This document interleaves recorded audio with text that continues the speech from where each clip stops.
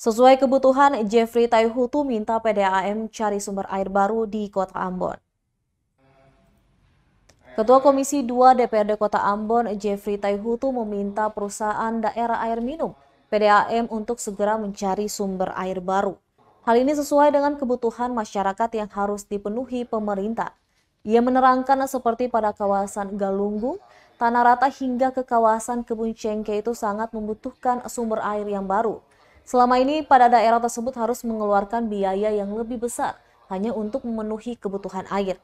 Mereka harus membeli air yang per tangki berisi kurang lebih 1.000 liter dengan kisaran harga Rp180.000 dan pemakaiannya pun tak sampai sebulan. Menurutnya jika terdapat sumber air yang baru otomatis akan mengurangi beban masyarakat. Ia meminta PDAM harusnya bekerjasama dengan memperhatikan kondisi real yang dibutuhkan.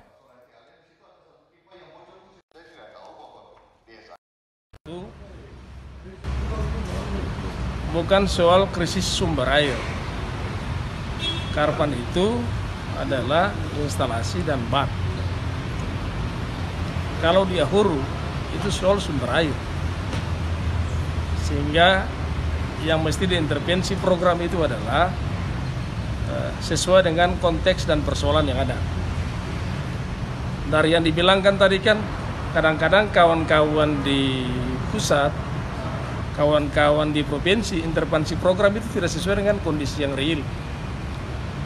Ambon itu nggak butuh yang namanya pipa dan bak.